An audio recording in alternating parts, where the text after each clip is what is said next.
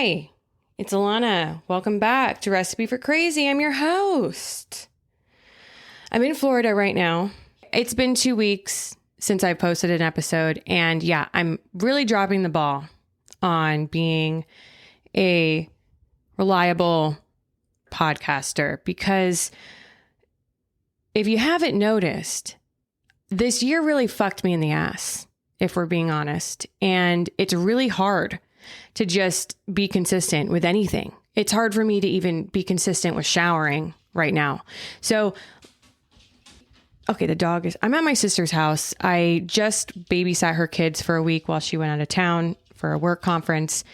The dog's scratching at the door. I have about 30 minutes before the kids come home from school. So I'm trying to really, do this. And later in the episode, I'm going to have a special guest or two or three. And consistency right now is just not going to exist. I can barely brush my teeth in the morning. I'm kind of just hanging on by a thread. Quick highlights. 2 weeks ago, I posted a podcast saying that Blake Horstman is on a dating app.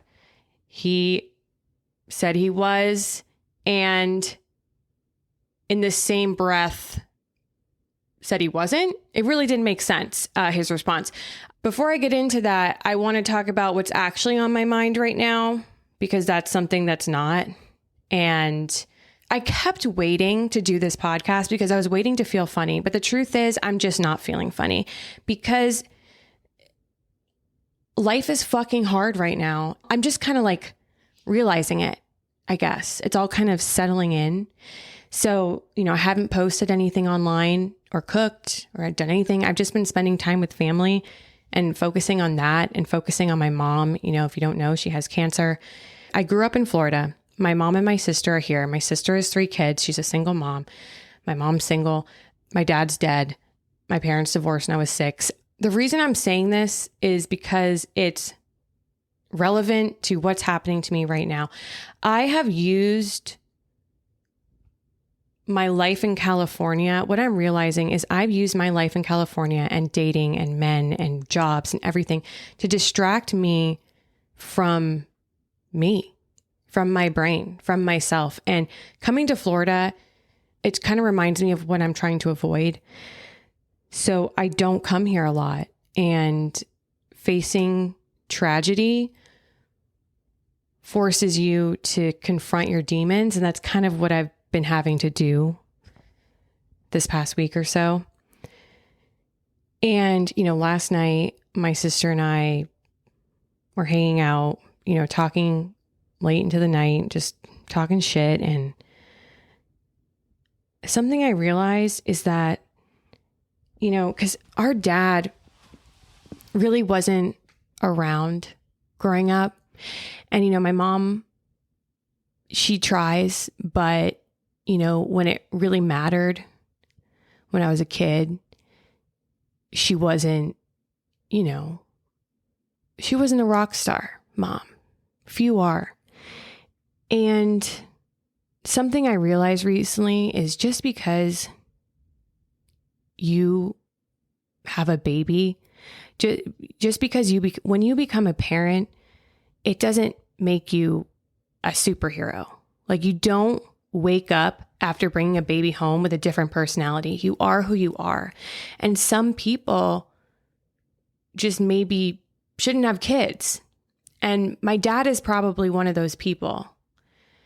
Kids are just were never his priority. And,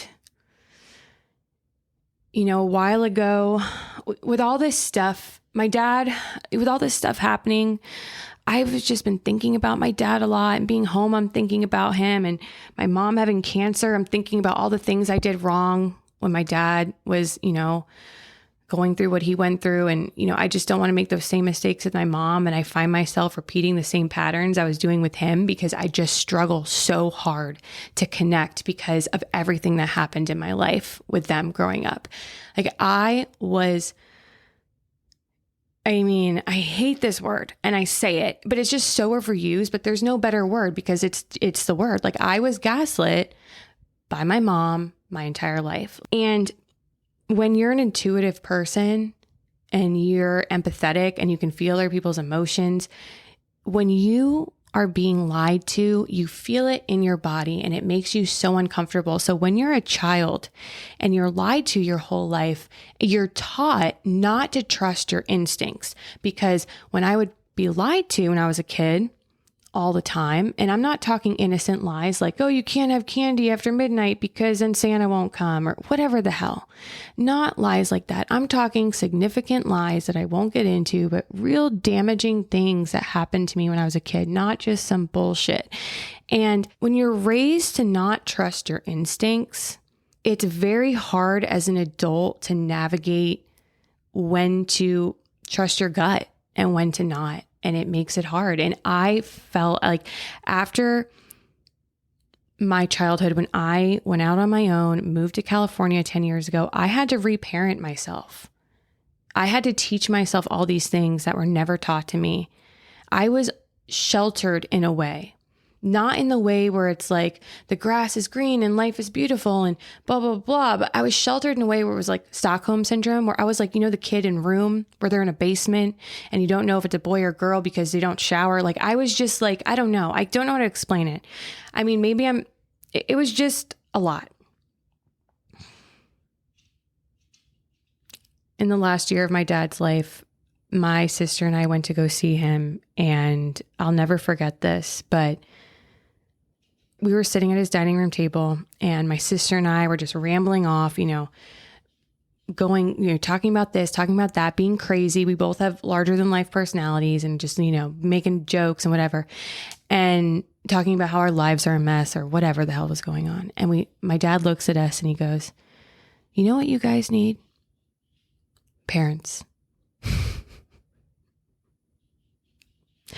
I'll never forget that because it's true. And it was just so funny because it was just, my dad also has a sense of humor through all the things he's done. Like he's funny. And if you can't laugh about it, laughter is the lubricant to life's fucking. So if you can't laugh about your trauma, what can you do? Like it was just a funny nod to having two absent parents, one emotionally absent, one physically absent. And, anyways, here's another thought I had last night. I ate a mushroom last night and I had a thought. I often get told how real I am on Instagram. And it made me think a lot about why people are fake. Why are people fake? Why, specifically influencers, specifically people who go online and share their life, why are they so fake? And it really got me thinking, and it's going to sound weird, but it goes back to why people don't like the sound of others chewing. I know that doesn't make sense, but hear me out. Why don't we like seeing homeless people? Why don't we like hearing the sound of somebody chew? Why don't we like seeing a human struggle to do anything? Like why do you get the ick when someone's struggling? You know why? Because it reminds us that we are human. It reminds us that we're animals. It reminds us that we are no better than anyone or anything else. We are creatures just like anything else that is walking here. You don't bathe, you don't shower, you don't clean, dust piles up. You get dirty, you start to smell. We can't do that. Why? Because we're cursed with consciousness, okay? And all the chewing sounds and seeing people struggle, all that stuff, what it reminds us of is death. People are so fucking fake because they're trying to portray this like manicured, perfect life, because that's what everybody wants to see, because we are so scared of accepting the fact that we are animals living on this fucking planet, like disgusting. We're all disgusting creatures. And so you go to Lululemon and you paint your walls and you update your kitchen and you project this false narrative online of a perfect life when nothing is fucking perfect and the world is crumbling around you. Lies that this world tells you. We project fake images, fake lives, false truths online to live in this Disney bullshit lie. Because people are scared. I get it. It's scary. I was thinking about this. This is why I don't get high. This is what I think. I was literally high as hell. I'm laying on the couch and I'm like, oh my God, I'm a human walking on this earth. I'm disgusting. If I don't shower, I smell. And this, you know what started this is I was struggling to open a Slim Jim. Last night, I was struggling to open a Slim Jim and I felt like what the hunters and gatherers must have felt like in the early days, like the cavemen, like struggling to get your food, like me in a Slim Jim. I was comparing myself to a freaking caveman.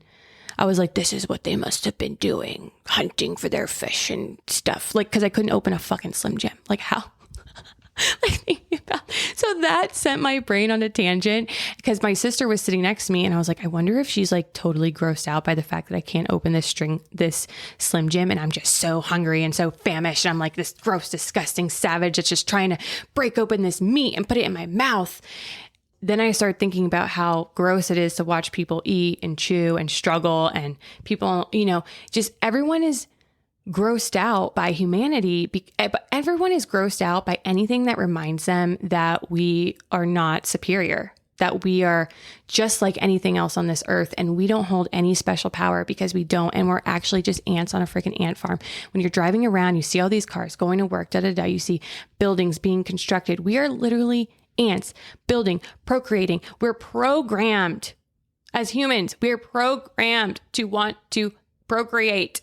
It's like literally on the forefront of everyone's mind. Got to get married, got to have kids, got to repeat the process, got to make sure they get jobs and have kids and and build this house and do this and da-da-da-da. Shut up. Calm down. Stop. Everybody stop. Okay, let's relax.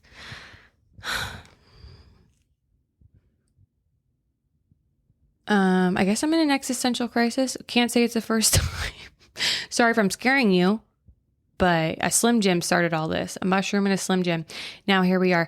So anyways, I'm feeling good. So despite everything I just said, I am feeling pretty good. And I will say this because appreciate the people who let me know. I don't care about what anyone says about me online, but I'm hearing that there's like a Des Moines post about Blake Horseman or whoever, and people think it's me. It's not me, okay? The last week, first of all, someone sent me that like 2 weeks ago. I think it just got posted on Reddit today, or maybe it was a week ago. I don't know when someone sent it to me. But for the last 2 weeks, I have literally been, you ever seen the movie Wedding Crashers? Owen Wilson, after, all that shit happened and he's in his apartment and there's like a book that says don't jump and Vince Vaughn comes there and he's like, you're reading Don't Kill Yourself books. That's literally me. Okay. You think I'm fucking opening my computer and typing out something and whatever? I mean, I would do something like that. It's not out of my character. So actually, yeah, I do understand why you would think it was me, but it's not me. And I'm a little smarter than that. And if I was going to go online and pretend to be somebody else, you best believe I would be a little more convincing than that. Okay. I wouldn't copy and paste exactly whatever the hell I say in my podcast. That's a little stupid. Give me a little more fucking credit. If I'm going to, oh my God, I just got dizzy. I just stood up. I'm anemic, you guys. So holy shit, that was scary. Anyways, give me a little more fucking credit. It's not me. If it was me, you wouldn't even know it. So whatever. Anyways, so 2 weeks ago, I posted a podcast where I talked about seeing Blake Horseman on a dating app. And oh God, I don't even want to, I'm so fucking over it. I don't even care. I always say that I don't care. I really don't about this. I really don't care, but I do feel the need to address it because it caused such an uproar from people who follow him and Bachelor fans. So I do feel like I need to talk about it. So I will. Yeah. So I posted that. I saw him on there. The reason why it's a big deal is because he's having a baby. He heard about what I said on my podcast and he went to his Instagram and said, I don't understand why I need to address this. Some crazy ex-Bachelor producer said she saw me on a dating app. I got a new phone 2 months ago and it reactivated me. It's really hard to delete your your dating profile from this app. The reason I don't say his girlfriend's name is because I don't know how to fucking pronounce it. Okay. It's no shade to her. I maybe have a speech impediment. Maybe I have a lisp. I don't really know. Something I need to look into. Okay. I don't know, but I've never heard her name out loud. Maybe I did years ago when I watched her on Love is Blind, but I don't know how to say her fucking name. Gianni, I don't know. Whatever. Could I take the time to go research and figure it out? Yeah, but like I said, I've got other things on my brain, other things I'm thinking about. I'm not thinking about these people. So he said that even before I get into that, one thing I want to say, jumping all around, but I will land all the planes. I'm air traffic controlling right now. There's a lot of planes in the air. I'll land them all, but let me get to what I want to get to. Something I want to say real quick. I went back and listened to my episodes, my 2-part episode where I explained my relationship with my ex-boyfriend. Fuck me in the ass. Like, I hated it. I couldn't believe it. It was so fake and fraudulent. Like, everything I was saying was real, but I recorded those episodes like 4 or 5 times. I couldn't figure out a way to say it. If I could go back, I would do the whole thing differently. I really put our relationship on this pedestal. I was like idolizing it. I'm sorry to the people who had to listen to that. Rarely will you hear me apologize for anything, but I'm going to apologize for that because I was really being so nice about him and our relationship, and not only him, but the show. And I shouldn't have been. Yeah. Was there a time when there was love? Yes. Was there a time where I enjoyed working on that show? Yes. But if I'm being real, like, him and that show caused me a lot of fucking trauma. And listening to it back, I was like, shut the fuck up, Alanna. You're annoying. And I hated it. And I wish I could delete it, but I can't. He sucks. He's allegedly a potential rapist. The show hurt me like no one else's business. And they really put him, maybe they didn't know what he was doing. I find that hard to believe. I find that really hard to believe. And I didn't do a lot of great things. I really made a lot of mistakes working on that show. I wish I could go back and redo it. I was blinded by my relationship and my affection towards him at the time. But I don't like the way they treated me. I don't like the way they treated him. I don't think any of it was fair. Life's not fair. I'm not asking for sympathy. I'd prefer you punched me in the face over offering me a hug. I don't need that. I don't want to come on here and be like, woe is me. But I do want to be honest, and I want to tell you that I really was wrong in a lot of the things, how I presented the story in those 2 episodes. Maybe another time I'll come on here and give you the real. Without getting into it right now, I'll get into it later when I'm in a better mood in another episode. But I started this podcast with the idea of I want to protect women. I support women's rights and their wrongs. But it wouldn't be fair of me to do that because I pride myself on being honest and upfront, and I like to think of myself as an equal opportunist. And in saying that, men are not safe here, but going forward, neither are women. Nobody's safe. Okay? Nobody's safe here. Not going to get into it right now, but I'm just going to leave you with that. So back to Blake Horseman. He posted to his story, calling me a crazy ex-Bachelor producer, saying 2 months ago, he got a new phone. The app automatically put him back on. Okay. I'm just going to say, here's my response to that. I also got a new phone 2 months ago. I had to reinstall the app. Okay. I had to sign back in. Okay. I went on that app recently, yesterday. I was like, let me see what it takes to deactivate it. I had to click 4 buttons to deactivate it. 4 buttons. It wasn't hard at all. So let me take you through my thoughts. Let's say Blake Horseman, 2 months ago, he got a new phone. He was automatically put on the app. He paid, let's say he paid for it for a month, okay? 30-day billing cycle, let's say he had. And then, then he's officially off. Why did I see him in the beginning of November? That would mean that September, he was put back on the app. 30 days later, he would be off. I saw him in November. Okay, let's say that.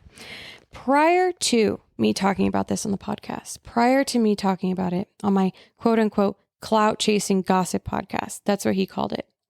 Prior to that, I did my research. I text some friends. I said, hey, look who I saw on this app. They said they're also on the app. I saw him too. Oh, I know other people who saw him. Okay. So let's say he did for 30 days. He was on the app, a billing cycle. He accidentally paid for it. Let's live in that world, that fantasy he created for us.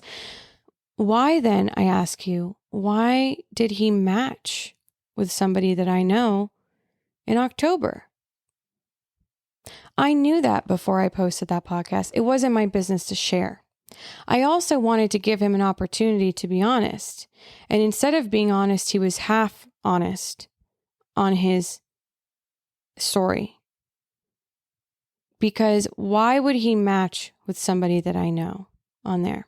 Now, let's live in a world where 2 years ago, he matched with her before going on the show where he met his girlfriend, who's now pregnant. And let's say that when he got this new phone and it resubscribed him to the app, that she saw that he liked her on there. And so she liked him back. Okay. Then why would she have messages from him from October and November? Why? I don't know. Someone tell me. So anyways, I knew this information prior to posting on my podcast, posting that podcast and talking about it a couple weeks ago. My clout chasing podcast. And that's just one person. I know other people who matched with him. Like I said, I didn't. It's not my business to share. Okay. I didn't even know the scope of his relationship when I saw him on there, whereas other people did. And like I said, I wanted to give him an opportunity to be honest. He wasn't. And instead, he decided to call me crazy, say I had a, clout chasing. I posted it because I like to expose liars. That's a passion of mine. I would have posted that podcast without any hesitation had his girlfriend not been pregnant. I took that into consideration heavily. A lot of people don't want to talk about their experience with him on that app because she is pregnant. They don't want the drama. I don't care personally. I sleep well at night. I don't, but it has nothing to do with him or that. It has everything to do with everything I'm going through. So there's that. Then there was a Us Weekly article that was posted mentioning me, and it was just like a puff piece. It was all about his happy relationship. And then that article got taken down. Why? Because the devil works hard, but Blake Horseman's PR person works harder. Lori K is her name. And I have to tip my hat to her. I don't know what P. Diddy's doing right now with all his allegations, but he really hired the wrong team. He really should be hiring Lori K because that woman works overtime, and I have to give it to her. She's good at what she does. P. Diddy should consider hiring her because she knows what she's doing, that girl. And I give it to her. I have to say, she's really working with the dark arts, that woman. I don't know who she prays to at night, but I gotta find out because I need to be praying to that person because it's something magical that's going on with her. It's more than just knowing what she's doing. She's working with the devil, that one, because yeah, the person that I know that, had communications with Blake Horseman, she reached out to Us Weekly. She hasn't heard back. God, it's itchy in Florida. I don't know what it is with the bugs in Florida, but you get bit somewhere else. It's like it's like a bump that forms on your body. You scratch it, you relieve the pain. The itches here, the bugs here, it's like inside my body. It's like under my skin. I can't even get to it. Everything itches in Florida. And it's so fucking hot here. Holy shit, it's hot. The humidity is insane. I don't know how you guys do it here. God, it's hard. Anyways, there's that, There's that. Diddy recently put out a PSA discrediting his attempting to discredit the alleged rape allegations. I was reading it and it kind of was crazy. It sounded a lot like my ex-boyfriend's post talking about sitting in silence for so long and as someone tries to ruin my life. Diddy, this is to Diddy and this is also to my ex-boyfriend. No one's ruining your life. You know who ruined your life? You.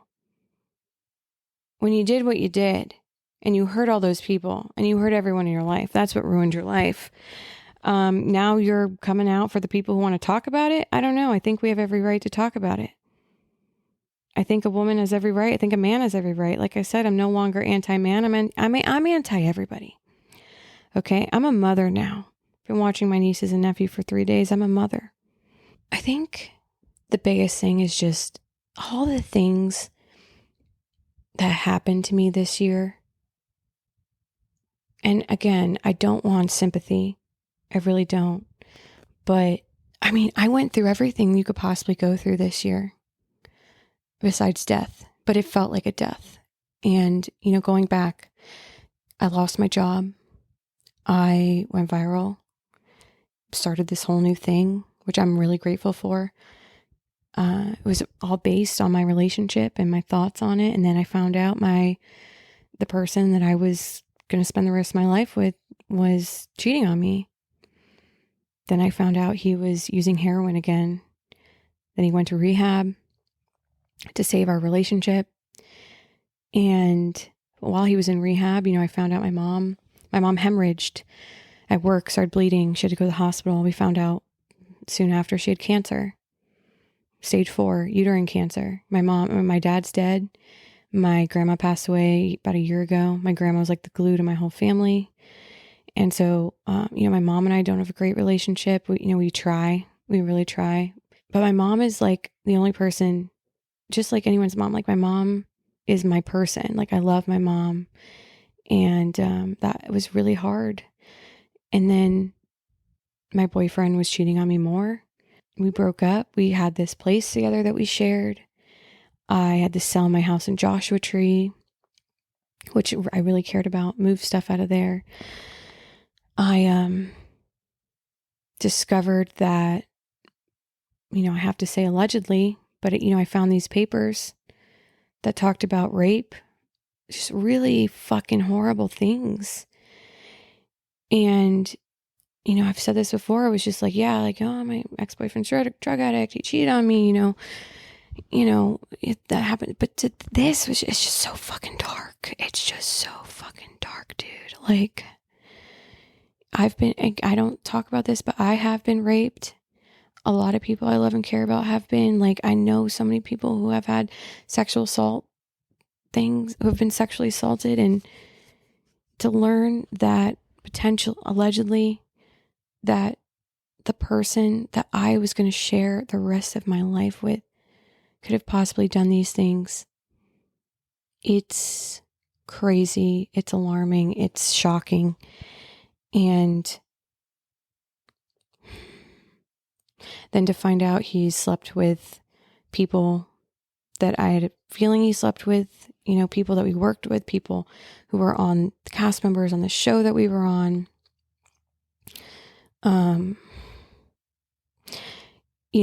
I lost his family. I was so close with his mom. She was like a second mom to me. Then I had to move from my place by myself, move all his stuff. And I'm like starting from zero again. I don't know what's next. But it's felt so fucking crazy. Like to call the cops, my ex-boyfriend being arrested. And I'm here in Florida. I'm back here. My life is in a 10 by 10 room in California. My car's in storage. And I don't know what I'm going to do. I don't know what I'm going to do with my life. I'm just tired. And then, all the just mental health stuff I dealt with this year. There were points this year where I really was going to kill myself. And I'm not just saying that. Like, I really was thinking about ending it all. Because it felt hopeless. Like I'm losing everybody. People in my family are dropping like flies. I miss my grandma so much. Like I wish I could have just, when I got to Florida, I was like, oh, I wish I could just go to my grandma's house and just be with her. I miss my dad. He wasn't the best dad in the world, but he was my dad, and I miss him. And now my mom is facing this. I don't know what's going to happen. My whole family is torn apart right now. And I'm trying so hard to be the glue to get people back together, but it's hard. There's a lot of jealousies. There's a lot of issues, and cancer, you think it would bring people together, but it doesn't when there's this much trauma. And how do you end the cycle of trauma? And I think maybe that's why, I talk about things so easily, because I've just seen so much shit in my life. I feel so at peace and happy that I'm not dating anybody right now, because, and like I said in that one video, I posted a video recently where I'm talking about why do I like dating people? Because it's a distraction. When I'm thinking about a guy, why isn't he texting me? Why isn't he calling me? When are we going to hang out next? Oh, I can't wait for us to kiss. Like all the good things too, not just like the anxieties. But when I'm thinking about stuff like that, I'm not thinking about myself and my life and all the horrible things that have happened and what I need to do and paying my taxes. It's a distraction. And right now I don't have any distractions. And right now I'm faced with my reality. And my reality is dark. And I'm faced with the fact that I'm just one single human standing on this planet as it turns, and it's not going to stop turning. Time doesn't stop. It never stops. And I wish it would. I wish time could just stop for a second so I could just sit and just think and be with myself. And I wish I could hit pause on my life. Anyways, thank you for listening to me rant and be a sad sack of shit. Now let's have a little laugh and let me introduce you to my family. Now introduce yourself. Tell me your name, your age. Tell me who you are. I am Genevieve. You go first. I'm Genevieve, and I am John's older sister. By the way, just FYI, I am taller than her. Next up, I am 10 years old, and I don't really know what to say. That's all my info. How's school going? Cool. Cool. I got one. Drama. Drama. There's drama in school. What's going on in school? I have no idea. Are you in the drama, John? No, but I know who is. Are you going to spill the tea? Spell the name? Spill the tea. Spell the tea. Genevieve, you go first. My school's going good, I guess. There's a lot of more homework, and I don't like homework or any work that's not during school at all, so I don't like the homework part. But I do enjoy the school part. I love student break because I just get to talk to my friends and eat snacks. Do you think they give you homework just to torture you? Probably my math teacher. Do you think she has something against you personally? No. But she always gives us homework. Why do you think? Because she hates kids? No, she has kids. That doesn't mean she doesn't hate them. She doesn't hate kids. What do you think it is? What is it about her that she's just giving you guys homework like this? I don't think she does it intentionally. I think she just wants us to be prepared for the test, but I'd rather just study a lot before them. So you would teach better if you were her? No, I think he does a really good job. John, what do you think about your teachers? They're all amazing, and I love letting them teach me.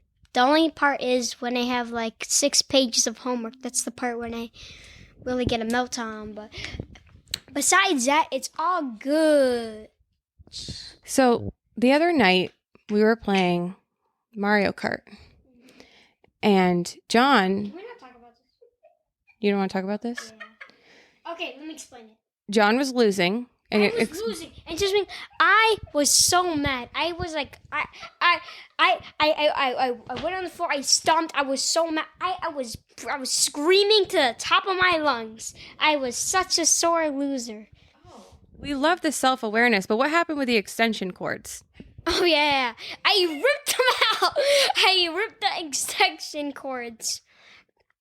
I don't understand how that's a big deal, but You don't think it's a big deal to wrap yourself in extension cords? no.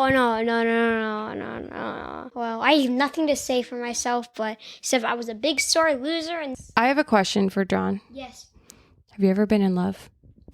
no, negative, Are you open to love? negative. Yes, Genevieve. He is lying. He had a crush a few years ago. Yeah. I know. Okay, but we don't have to get into that. We don't have to get into that. What were the qualities about her that you liked? Nothing. I just walked in the class in first grade. I was brand new, and I'm pretty sure it was first grade or kindergarten, and I don't know. Love at first sight? Nope, was not that at all. Actually, I started to like her in like the first grade and like the middle of the year, and then we lost touch. No, because we weren't in the same classes in fourth and third. We were not in the same classes, and we never talked to each other. So yeah, long distance is Long hard. distance. How do you find out when you're like in first grade? How do people find out when you have crushes on them, when you like them? You can tell if a girl likes you. I learned this in my boys squad or whatever. Okay, so basically, it's basically the way they talk. The way the girls talk? What do they do? The way they talk. That's it. Give me like an example. Example. It's not what they say, it's their voice. Like, the way they talk to their friends, you can notice the way they talk to your friends is not how they talk to you. That's very interesting. Also, the way they talk to strangers, like people who are not their friends, that's a better example. They don't talk that way to you when you're a kind of a stranger because you're not their friend. So that's another way. What do you want me to talk about? That's the thing. How do you feel about me being in your house? Good. Next. Okay. So, John, you live with 3 other women. You're the only boy here. They always boss me around. And here's an example. No, you're telling me what it's like living with 3 women. Horrible. They always boss me around and be like, you can't do this, you can't do that. I mean, I do not like living with 3 women. Do not like it. A dog is not enough. I have a boy dog, which he doesn't even have balls, which is the thing. It's just horrible. I mean, He likes to throw balls. He likes to be a boy, and no one else in this house likes to do that because that's the thing. But he does that for 10 hours, Monday through Friday. yeah, but then what? He's supposed to come home and play dolls? No, he can play the Switch. Well, he can't even do that because Angelina takes it. It's true. What is it like having a brother, Genevieve? Annoying. Turn the microphone to me. As I was saying before, someone... issues. Do you see? He's pushing my buttons. He's pushing my buttons. Yeah, he is, but you push his buttons too. She doesn't have any buttons. I'm literally gonna punch. All right, let me ask you a question. What do you think about my dating history? I don't know. You really just gotta choose the right guy. Give me some dating advice, John. Dating advice. If they look good, still do not date them because they're usually tired people or they are the most exciting people and they will do it and they are very energetic or they are the most laziest people. So don't date good-looking people? No. That's not what I'm saying. Some people are good looking and have nice qualities. But that's like the perfect person out there, which that's really rare to find because, I don't know, they can't have like a criminal record at least. No, you're onto something. Keep going. Just, I don't know, just whoever lazy, like some people like the only reason why they go outside is to smoke a cigarette. Do not look for lazy people. Just number 1 advice. I got some advice. Yeah, Go ahead. Sure. Okay, some dating advice is before you go out and are like, oh my goodness, why is no one good looking and has good qualities? You gotta first look at yourself. Are you good looking? Do you have good qualities? You gotta make sure you're a good catch before you look for a good catch. Oh. Okay. I'm just saying, you can't just go outside in an oversized hoodie and sweatpants and go. Excuse me? Are you critiquing? Wait, was I wearing an oversized hoodie and sweatpants when I went out the other night? No, I got dressed up the other night. you did. I'm not saying you did. I'm saying don't go out in an oversized hoodie and sweatpants. That felt like a personal attack, Genevieve. No, I didn't mean it like that. I swear. I'm just saying if you're going out in an oversized hoodie and sweatpants, going out and be like, ooh, I'm going to find a perfect guy tonight. No one's going to look at you. Who does that? Who are you talking about? I'm just saying in general. I feel like you got the idea from somewhere. I didn't. What did you think about my outfit and what I was wearing the other night when I went out, John? I don't know, but you wear too much makeup. That's all I have to say. I wear too much makeup? Well, not right now, but I'm not lying, but like your whole entire outline of your eyes were just black. And I don't know, but everything was black and like your eyes were black. I mean, like everything was black. Well, how do you think I should do my makeup? Not that much. I don't know. I'm not a girl. I shouldn't be answering these questions. But obviously you have an opinion about it. I never said I did. I'm just guessing. What about my outfit? Your outfit right now? No, my outfit the other night. I don't remember. Do not remember. What do you think about my makeup, Genevieve? I thought it was kind of cute, honestly. You look better, you do right now than you did with that makeup. So he's saying I should go out with an oversized hoodie. No, I'm not saying that. I never said. I said it just the makeup. Like use less makeup. That's all I have to say. Okay, I'm going to write that down. Less makeup. Anything you want to say before I end the podcast? You're ending it. Yeah, we'll record again. I have to say, drama. Drama. Okay. What do you have to say to the listeners? Drama. You like drama? No, negative. Did you know that my ex-boyfriend called me fat on his... Oh, did I tell you guys that? No. Okay, so Scar, No. he posted a caption. He posted a picture. He's dating somebody new. He posted a picture with her, and in the caption, he called me fat and ugly compared to his new girlfriend. What do you think about that, Genevieve? Disgusting. I need to see his girlfriend right now. Okay. Can you hand me my phone? Where? The red phone. It's plugged in. You gotta unplug it. Yeah. We need to see. We need to see. Okay. I'll show To you. say if it's true or false. He's gonna tell the truth. I am very honest when it comes to beauty and rating stuff. Like if it was the president of the United States and I'm grading food and the food tastes terrible, I will give my honest opinion. Yeah, you won't hold back, no matter your relationship with them. Yes. Very good. But when it's my best friend, maybe I will hold back just a little. Okay, here's his new girlfriend. Let me see. Hold up. Let me see. Where does it say you're fat and ugly? Oh, I'm not gonna let you read the caption because it's gross. Let me see. Where's the caption? No, it's not on there. It's a screenshot. I think you guys honestly look the same. Oh, okay. I gotta see this picture. You But guys the skin don't color look. is different. You guys don't look the same at all. skin color is She's different. wearing makeup right now. You're not. So it's But not. here's the thing. Your guys' weight is definitely the same. That's all I have to say. In the beauty, she's wearing a filter, which if you wear a filter, you guys will be the same. So I mean, like, I don't understand how she's fat and ugly compared to you, but I mean, like, that is not true.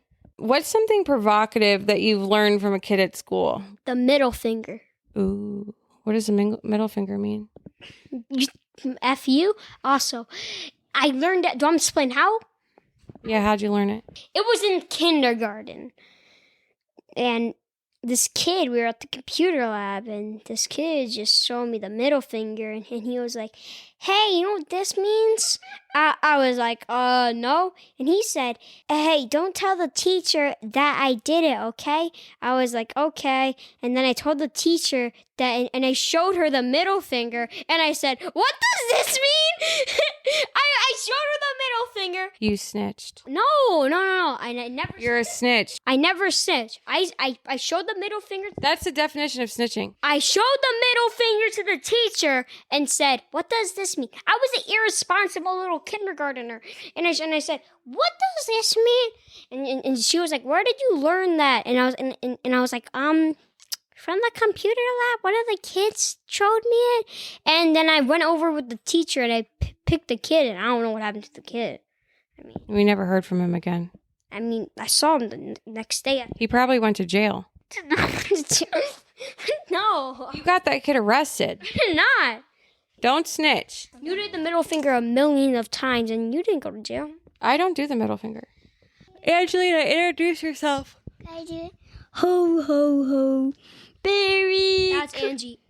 Christmas. What's your name? Angie. How old are you? It's Angelina. 5. Who's your boyfriend? Chris. Chris is your boyfriend? She has multiple. You have multiple boyfriends? Mm. Is your foot in your mouth? Take it out! Shut up. Shut up. Angie, do you have anything to say about Chris? Never. Ooh, she's got secrets. I have one more question for you. Come here. Yeah. What is your plan? If, say, there was a robber, what's your plan? What would you do? There's 2 baseball bats in the cabinet. I grab both. Thank you guys for listening. My niece and nephew got a little too excited about the podcast and we had to cut it short, but they'll be back another time. And I appreciate them coming here and sharing their words of wisdom. And, you know, kids know best.